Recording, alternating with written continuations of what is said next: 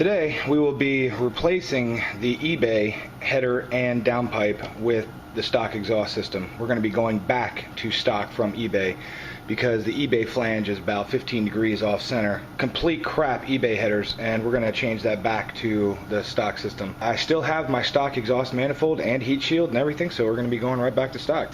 This is a sheet of ceramic fireproof gasket material. And you can only find this stuff at CarQuest. You cannot find this at AutoZone or Advanced Auto, to my knowledge. You might be able to, I don't know about Napa or O'Reilly's, but you can check. These cutouts are for the eBay headers. And this side, since it connects to the stock exhaust system, it's going to be the same exact gasket. The difference is this gasket. Look how different that shape is versus the eBay gasket. So if you plan on going to eBay headers, you will also have to make a custom gasket. Yes, they provide one with it, but if you ever have to take it apart and redo it, you're going to need another gasket, and they don't sell them. You will have to make your own, which is fairly easy with that. And this is a Bosel stock Mazda 626 downpipe. Same exact downpipe used for the Ford Probe and Protege, or any engine that uses the FS engine. This is the FS downpipe. And there is a different version for the California model. There's a California, I think this shape right here is a little bit different, and the way it connects is a little bit different. The flange, I believe, is the same. And this is the Bosel part number 753-263, and this is revision J, and I really like this revision because it has this curve. This is where your cross member would sit, right under here. Now the problem with the eBay header is, or the eBay downpipe, is that it goes straight across and it doesn't have enough clearance, and it knocks, you know, real fast. It knocks against that, and that's what causes the exhaust rattle. So with this, the stock system has this nice curve in there, and the cross member will sit way down here and it won't rattle. This is the whole goal of this project, is to get rid of that exhaust rattle, and it is a wicked exhaust rattle.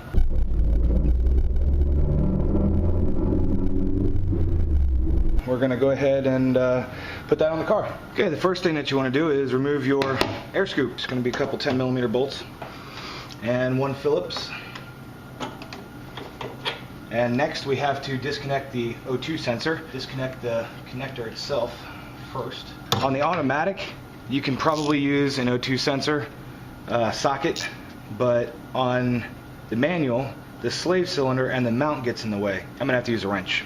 Looks like 7/8 might do it.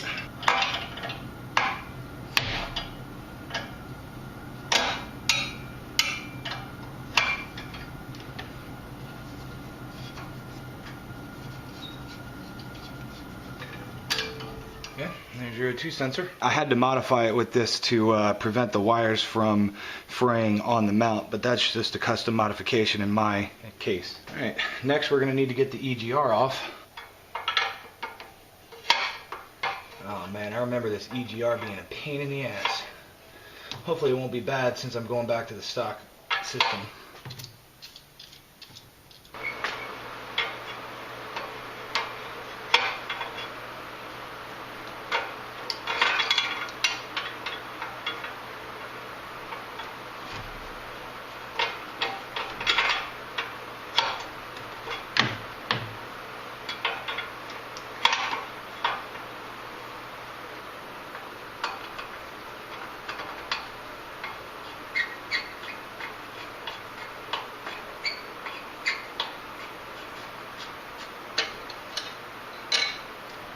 Now that the EGR nut is off the flange there, we can go ahead and take out the 3 bolts that attach the header to the downpipe.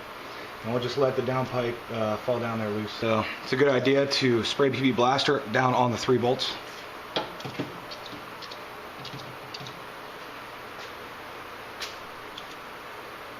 And here's the flange. This is your downpipe, and this is your exhaust header, or if it's an eBay header with the separate pipes, it's called a header. If it's a cast iron from the factory, that is your exhaust manifold. So right now we have a header, and we're going to be switching to a manifold, getting rid of the eBay downpipe and replacing that with a stock downpipe. And there's 3 bolts. And you're going to need a deep well socket. See how deep these threads are? You're not going to be able to fit a normal socket over that. You're going to need a deep well socket for these, even on the stock system, I believe. These are the stock bolts. Very little on those threads. Give that some time to soak in on the other one, but for now I just want to get this shit done, so there we go. It's always best to rotate them back and forth first. Try and knock some of that rust loose. And then once they're loose, you can usually just use a socket and spin them off. Oh, and if you're wondering what all this white paste is, that's exhaust sealant, because the eBay headers don't seal very well either. Yeah, I don't recommend eBay headers. They're shit. Shit. And before I start knocking on this thing, I'm going to put my safety glasses on.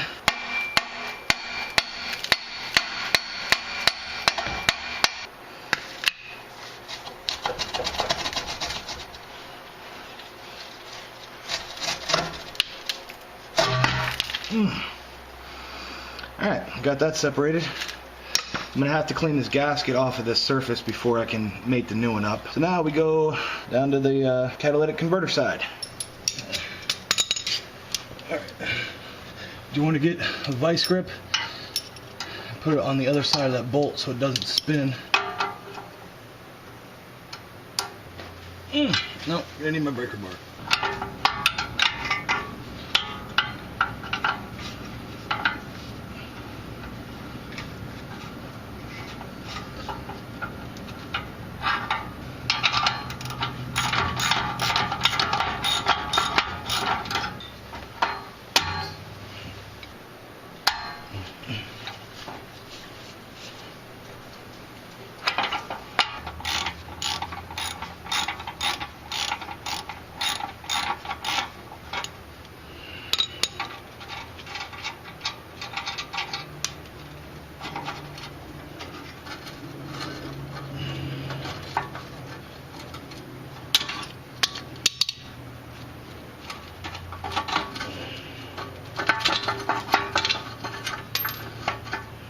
Probably would have been easiest if I got the exhaust hangers off first. Yep. Freaking forgot about that word.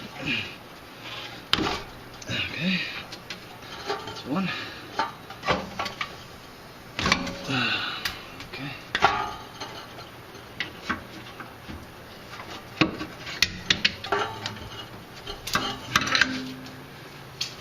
Okay. That's out. Now all we have left is this flange, ready to install the downpipe. Alright, trace my patterns out. Now this stuff is really thick. Really thick. Basically have to take a utility knife and punch through this stuff. You cannot just cut this stuff. It is really hard. See, I didn't even go through.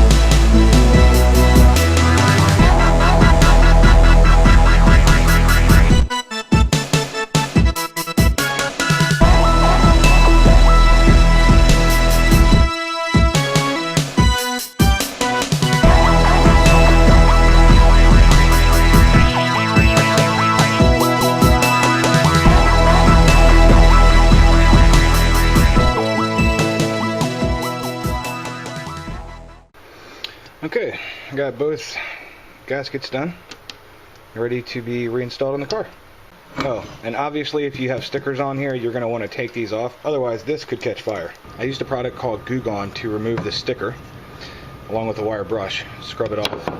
And then in order to get the residue off, carb cleaner, any carb or brake cleaner will work. I'll paint my high temp paint here. Eventually these are going to rust out, so if I can coat this with some type of high temp paint, exhaust paint has to be specific for exhaust applications, then maybe I can prevent these seals from rusting out. So condensation and water in the morning will drip down this pipe and you'll get a rust spot about right here. And the same with this little bend here. You'll get condensation that'll build up here in the morning and then drip down, and you'll end up getting rust right here, and it will chew a hole. So if you can coat that and kind of help prevent exhaust leaks, your manifolds and downpipes will last a lot longer. Okay, the next step is to remove the headers, and there are 2 nuts and 8 bolts, which is basically 10 things to unbolt, and they are 12 millimeter. It doesn't really matter which one you start with.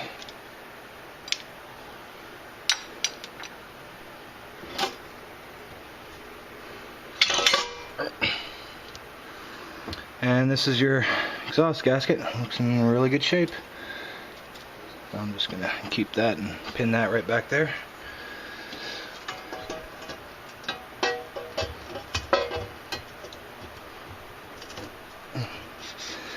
Gotta get this sucker out. This way. There we go. Okay, now we're ready to reinstall.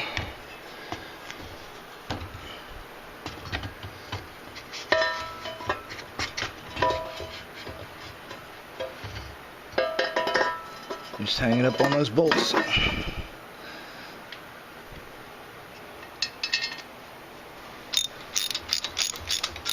Now the next thing we have to do is connect the EGR and the O2 sensor.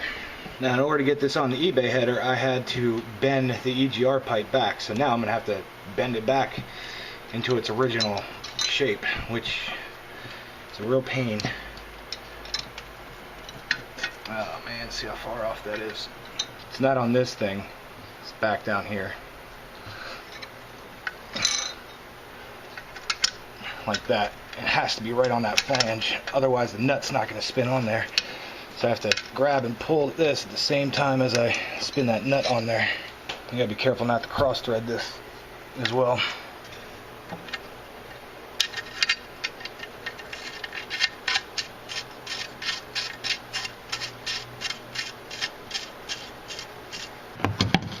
And just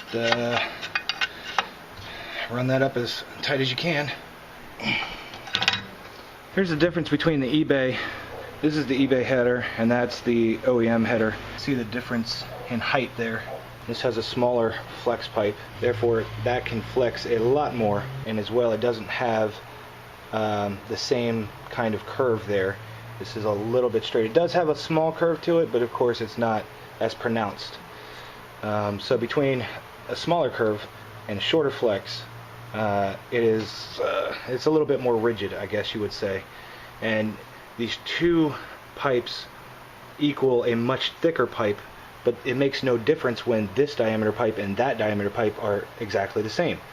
You know, you're not going to get anything more out of it, so the whole entire thing is just a scam basically. So stay away from the eBay headers, they're shit.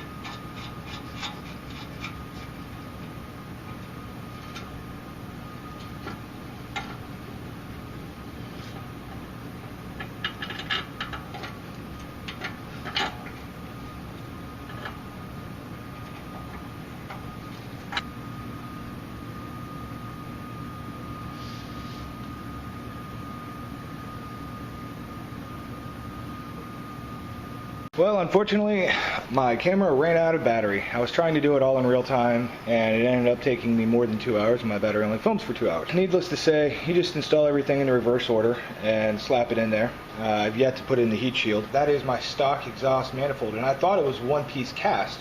I told ND28 that it was one-piece cast. It's not. It's actually tubes. It's basically the same exact thing as the crap eBay headers. I'm a little bit older and wiser now, and I'm just going to keep it as stock. It's the best system. The same as the intake. I went back to the stock intake and took out the supposed cold air intake, which was, of course, everyone knows is a hot air intake unless it's outside the car. But the stock 626 has a cold air intake. It comes out here, and it sucks in cold air from the outside. It is a cold air intake from stock. Don't mess with it. Leave it alone. Same with the headers. Don't buy the cheap eBay headers. Don't buy the cheap eBay intake kits for the 626 MX6 probe. Just leave that shit alone. Leave it exactly how it is. It's perfect just the way it is. Now, the cooling system, on the other hand, no. You 4th gen owners, upgrade to a 5th gen cooling system. Take out the overflow pipe that's over here for the 4-cylinder orders. Take out the overflow pipe, which goes to this, which is your coolant reservoir. Get a 5th gen reservoir. You see how short this hose is? It's not a metal pipe, so if this hose does clog up, all you have to do is replace the hose. No problem. The only problem is mounting. The 5th gen has a hole drilled down at the bottom, and at the bottom of this is a rubber grommet that fits through that hole. The 4th gens do not have the hole in the chassis. It does still have the same mounting bracket, on a hole for a mounting bracket over here, so you're good there. Just get the L bracket from a 5th gen. And this bracket is a problem. You're going to have to modify that or weld it up. Anyway, so it's running and runs well. No exhaust leaks, and my rattle is completely gone. So let's go for a test drive.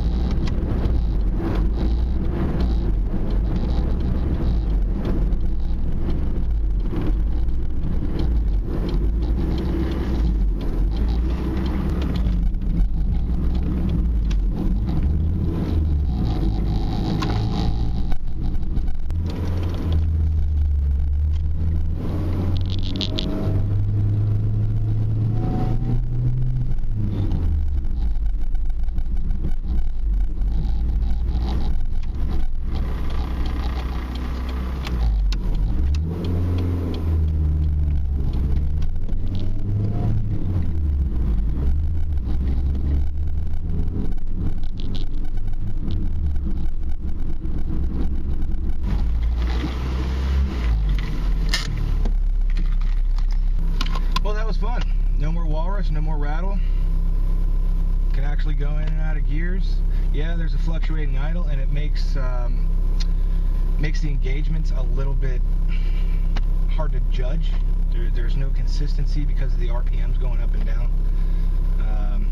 But I'm hoping that the manual transmission ECU and wiring harness will get rid of that fluctuation. Otherwise, I don't know what would be causing the fluctuation. I mean, it's not a vacuum leak. It's not that I know of. Vacuum pressure gauge would probably be a good thing to have. And I believe the manifold vacuum is supposed to be between 17 and 19 pounds of mercury, 80 pounds of mercury, something like that. So that's on my list to do. Other than that, I mean, that's the end of this video. So, cool.